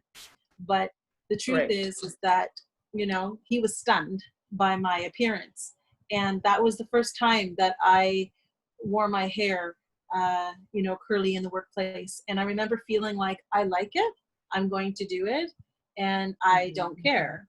But I understand that maybe my position made me feel more confident. What if somebody is just starting, or in this case, we had you shared about the job interview, like that was something. So, I think that it's one of those things. I agree that you have to see yourself as your strength. And there are still people though that will go into a work interview with their hair straight first, and then they'll change it up later. And that is still a big thing. And I think another thing for me is, sorry. No, go ahead. I think another thing for me is I just stopped trying to get hired at places that didn't like how I looked. Yeah. Like I just stopped trying because I'm like, if I don't have the money to get my hair weaved, or if I don't feel like straightening out my hair, does that mean that I'm not going to show up at work? No, like I need to work. So I just started applying to places. Actually, I became my own boss and then started working with people who are fine with that aesthetic, right? And just to throw this in there, I ended up working with an awesome organization called Braids for AIDS, where everybody looks like me and everybody's hair is braided, everybody's hair is twisted or natural or whatever, and we just have a great time. Good. So, thank you. I have some more questions rolling in. There's another one. Have there ever been instances where someone touched your hair out of nowhere or something like that? First, I will say absolutely yes. The amount of times that I've been pet, like an animal, or someone's come up and touched it or pulled it or poked it or stuck pencils in it, it's terrible. So yes, I have had that. Does anyone else want to chime in on that? Yeah. Can I please jump in on that? Go for it. Okay. I was standing at the corner of downtown Oshawa, which is already a special corner as is. And I was getting some street meat, and this elderly Caucasian lady, just to paint the picture, came up, and this is when I was rocking my, like a big, I'll call it a Tina Turner wig so that you can get that idea, okay? This massive thing, but I left some of my hair out with it too, to blend it. She came up and did one of these, like open hand, like, and scrunched my hair. So I didn't know it was an elderly lady before I turned around, but when I felt the grab, I know that because no one touches my hair, I don't have to secure this. So it wasn't secure. And she scrunched it from this side behind me. And I was like, and then when I seen it was an elderly lady, it burned me because I wanted to say something, but out of respect for my elders, I was like, you shouldn't touch people without permission, because like, that's not what was coming out. But I mean, she's elder. We're gonna address her with respect, but she's like, well, it's not all yours anyways, is it? And I was like, oh, I want, like, you know, it's a good thing I know when, where, and how, because instances like that, it's so easy to become the stereotypical angry Black woman. But like, you touched me, and you didn't just do one of these, like you grabbed a big chunk of my hair, and then I'm not supposed to react at all.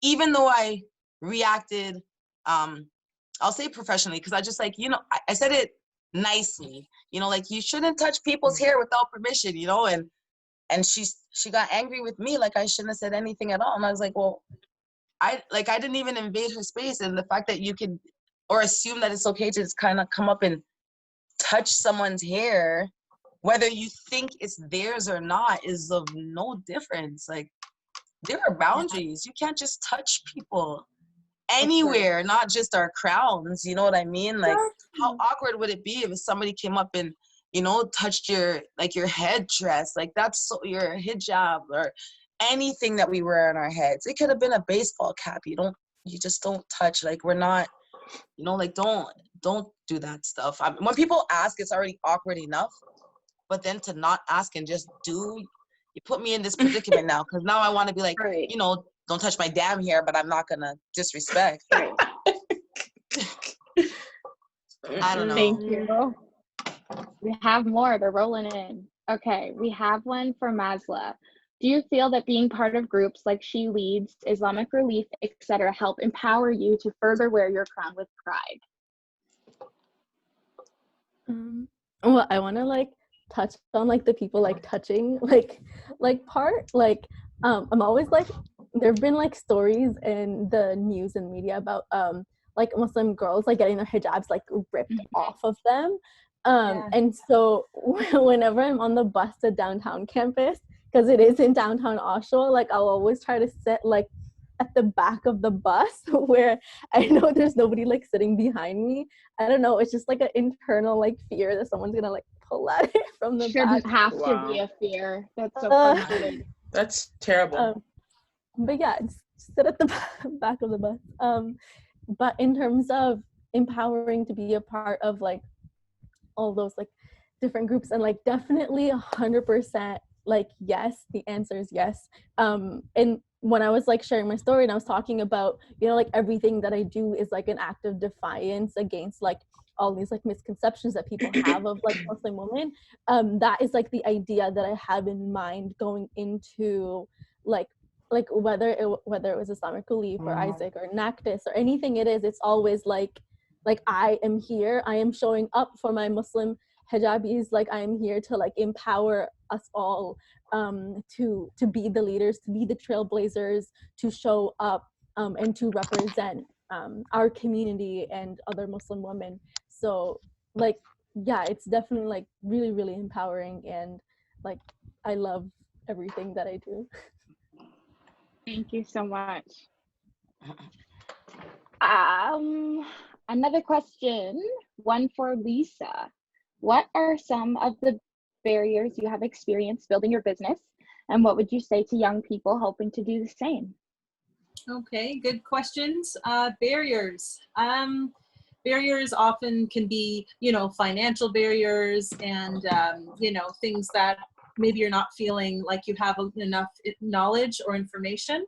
For me, I took everything very, very slow. So I'm the kind of person that I will outgrow something before I purchase something to contain it bigger. So for example, we have a storage unit and we have a warehouse, but before that it was my house, right? So we didn't do that next step until it was time. So I think one of the major barriers sometimes is just getting outside of your own conception of what has to happen. Financially, I'm not going to say it was a huge issue. The reason being is because I told you before that I had was downsized 3 times in 8 years in the nonprofit sector. What I did is I got very good at negotiating. Go in when you have, in this case, I kept my job while I was starting the business, right? I was headhunted into the last role that I was in for 2 years. I didn't want to take that job. I wanted to start the business, but it was like almost too good to be true. So I took it, but I also learned to negotiate before you sign. So that would mean things like extra vacation or a better title or, you know, negotiating your salary, of course. I never just took, here's what they're offering, okay? So women, all of us, we need to learn that. We need to be able to assert ourselves and get your worth. But it's because of that mentality that I learned along the way is I was able to, when it came time where I was walked into the room where I could see that there was going to be another surprise to me, I was just able to walk in there calmly. I didn't even let them finish. I wasn't trying to be rude, but I just said, I don't want to hear it. Just give me my package. So what I mean by that is I didn't want to sit down and listen to the third person say, oh, well, it's not you. We're just moving on with the business. I decided to just say, give me my package. I reviewed the package. I negotiated that again, and I was able to walk away with a little something that I didn't feel panicked. We had we didn't have children yet. We had a 2-person income. So I felt okay. So financially, which is usually one of the biggest barriers to starting your own business, that wasn't as much of an issue. So I didn't even take a loan until I got the Target deal, okay? Because I needed to produce. So that means that I had to educate myself a lot of what to do. There's a fantastic woman, Teresa Shaver, out of the Business Development Center of Durham, and it's in Whitby. And I love her because she just is, they're there for you. So barriers to information, get your information.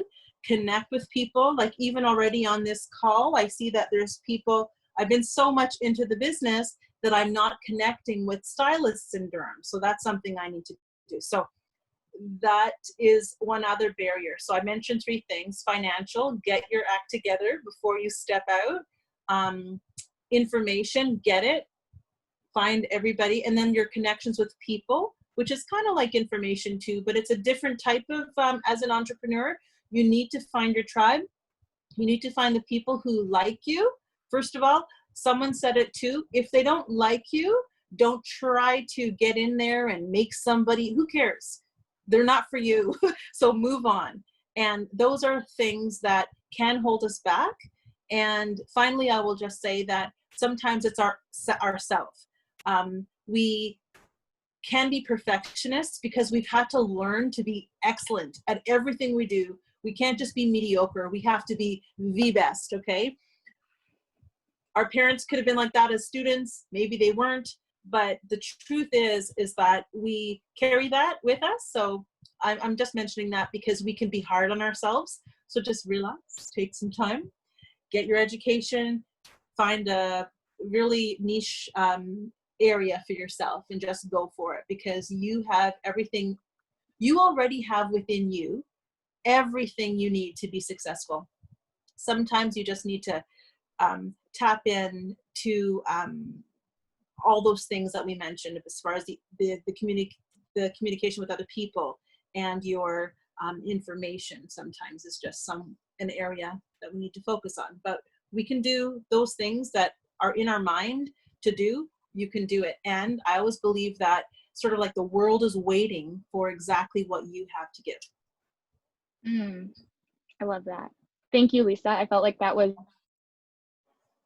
great for the business aspect, but also just amazing to take into life and just our day-to-day trying to navigate being a person of color, especially here and in the times we're facing right now. So there's another question that a few people have also like replied to, saying, yeah, I want to know that too. So Safa says, I have a question. I don't wear a hijab, but I do identify as Muslim, and I'm trying to find my way through. But something such as just knowing how to say my name correctly, I always kind of ignore when someone says it wrong, or prefer not to talk about religion. So any tips on how to get comfortable being a Muslim woman, or even being able to navigate when someone says to you that they wouldn't date someone your color, and then followed by no offense, things like that. So if anyone's able to help, there's a few people that are really, myself included, looking for an answer, not just as a Muslim woman, but as a person of color. So I can say something. It says a lot when you ask that question. You got to ask yourself why you're asking that question, because it seems that you got to work on you. You got to start loving you. Does that make sense? Because I feel like if you love yourself and you know who you are, you'll be less insecure about those things. And I completely agree. I sometimes don't feel comfortable talking about religion because I feel like someone's going to offend me. Like, you know what I mean? Then it gets anxious. You start getting anxious. Oh my God, they're going to ask me this question, and then I'm going to feel offended and I won't know what to do. That's you telling yourself, hey, I need to love myself first. And I think that's where it starts. thank you. And I think, if I may, Safa, and I think somebody else was saying that that's a similar question. Why don't you just start at correcting somebody when they pronounce your name incorrectly, right? It could be a starting point. You're not offending somebody. You are not making them uncomfortable. And again, my experience of years have made me realize that it's something just like you'd end up hearing from another person saying, if only you would have told me so, right? Mm-hmm. So that responsibility kind of goes to us, as well as to, like I said, for the longest part, I defended other people. I said, oh, I don't want to make them uncomfortable. I don't want to kind of be the one who causes the, issue or disturbance, or if they have this question, they're asking about this, and I was being defensive in a way, like, but then I was like, okay, like Halima mentioned, you can even ask, where's that question coming from? Are you genuinely interested in, when you're talking about religion, are you talking about color, are you talking about, would you be allowed to date if you were, where you're because of your religion or your family or your cultural background, right? Well, I'm willing to talk about it, but are you genuinely asking, or is it just because you think that you already have some notion in your mind, right? Sometimes it just helps to ask a question in return and say, okay, what do you think, right? And getting to know sometimes if it's a genuine question. But clearly, if somebody kind of says something offensive and then says no offense, then it's not that they genuinely care. That it's predominantly to kind of make their opinion and then put that banner and saying that, don't get offended, because if you do, then you are just acting like a woman of color, or a Muslim, like, those stereotypes that you can kind of put up. So just again, making sure that you're safe. Just take a question and I'll say, well, I'm sorry, you didn't pronounce my name properly. I know it's different, but I don't apologize for that. That's one thing. Never, ever apologize. That's a huge thing, huge thing. I cannot tell you how many times I have done that. And I find that that's my mistake. That you don't owe an apology to anyone. If somebody offended you, right? What's the worst thing that you can say? Well, I know you didn't mean to, but it is a little bit offensive. Like with a smile, right? And it just shakes that other person saying, like, because they don't expect that, right? And it could be coming from the fact that you're a girl. Well, you're supposed to just sit down and take it, right? It could be because you're brown. It's just expected as a brown girl. You're supposed to be shy and meek and just take it, right? But if you just turn around and with a smile to say, well, even though you didn't mean to, but it is a little offensive, right? And then see what they have to say for themselves. Put them in their shoes where they put you, right? Let them be defensive and explain themselves. Thank you. Can I say something? That's great. Yeah. I was gonna say another way that you can correct somebody from mispronouncing your name is, I do this sometimes because I get it all the time, being shy, and I hear a lot of Shay. So sometimes when people are like, hey Shay, I'll be like, shy. But again, I do it with a smile, so that way I'm not like shy. I'm not trying to be aggressive. It's not Shay. But I do understand what you're saying at the same time, because I don't want to seem any type of way. I don't want you to misconceive that I'm just simply trying to correct the pronunciation of my name, with me being maybe upset or aggressive or stuck up or whatever the misconception is, because people can see things in thousands of ways, But yeah, that whole correcting people when they say your name wrong is a sticky one, because sometimes you do kind of feel like, not that you can't be bothered, but you don't want to accidentally start something from nothing, if that makes sense. I don't know. It's a touchy one. Sometimes even over text message, if they text you and they get the spelling of your name wrong, sometimes I'll respond to their message, and at the bottom I'll just put shy with like the little, I think it's called an asterisk or something above it. But yeah, it can be a difficult one to do, especially if you do have a difficult name, or a name that looks difficult on paper to pronounce. Then I would, not that I would say get used to correcting people, but maybe just find like a nice, a nicer way to kind of just let people know, so that you don't have to go through that for the rest of your life, because you shouldn't have to. It's right. Your name is your name. So, you just correct them with a smile. Everything with a smile, it keeps things light. Yeah, thank you. I would say, remember, I'm learning, and we're all learning, I think, that we deserve to take up space, and we deserve to be addressed properly, and we deserve to have our names pronounced the way that they're meant to be pronounced, because you'd never correct or get upset when someone says Stephanie and their name isn't Stephanie, it's pronounced differently, they would say it. So don't feel bad because you think your name is difficult, or feel like you should shorten it or change it or make it easier for other people, because you are who you are, and embrace that 100%. And people just need to get used to remembering and practicing how to pronounce it. Period. Figure it out, right? There's a question I missed, so please forgive me. I'm going back. It's how do we support and nurture children and their crowns? How do we support and nurture children and their crown? That's a good one, depending what the crown is, right? Yeah. Well, I think like Halima mentioned before, right? It's about internal security and whatnot. So, but like I was explaining, or I was talking about when I was telling my story, I have had friends whose daughters are wearing hijab, but they don't, right? And they would tell their daughters not to because they were so scared for the safety and security, right? Or not getting harmed or commented on, right? And it's funny how the tables were turned where the daughters would sit down and have a conversation with their mom and explain that, you know what, there are ways of managing that, or there was things out there. So I think ultimately it goes to having conversation. When it comes to your children, listen to them, right? I know a lot of things that I've learned about the challenges that are out there are from our kids, right? And when your kids talk to you, or when you're anyone, again, depending on how they're wearing their hair, just listen, have a conversation, and try to understand where they're coming from, right? And let them talk their concerns and worries to them as well. But just be a little bit careful of not, again, I'm speaking from a mom perspective, not pass your own concerns and fears to them, right?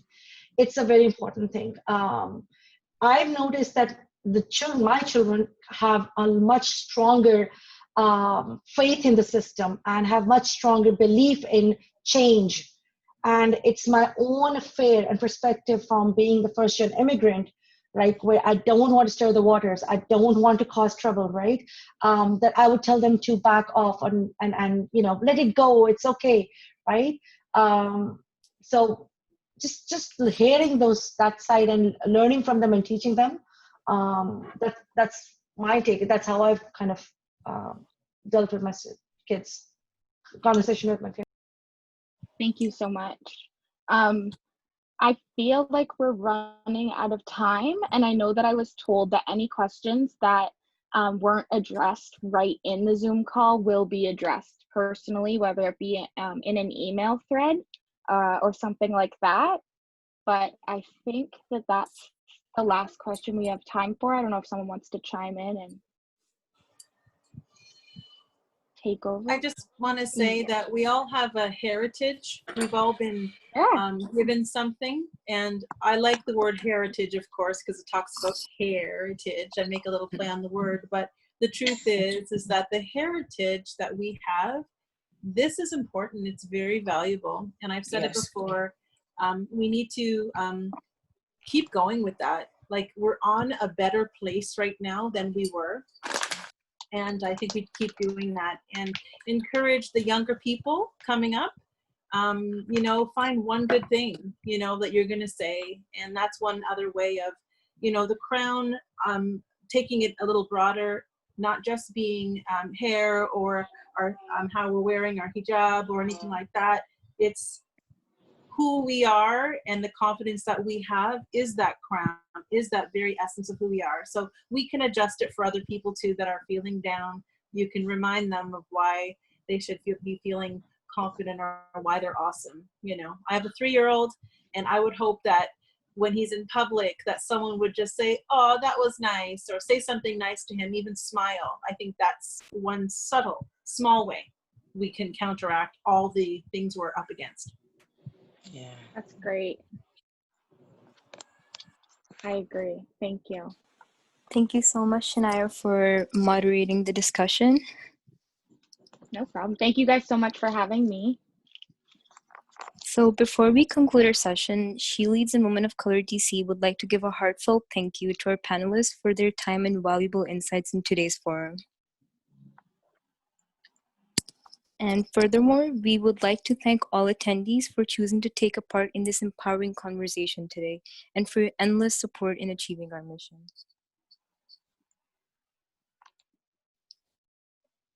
We would also like to thank one of our most supportive partners, Brilliant Catalyst. Brilliant Catalyst is cultivating a spirit of innovation and inspiring the next generation of innovative change makers.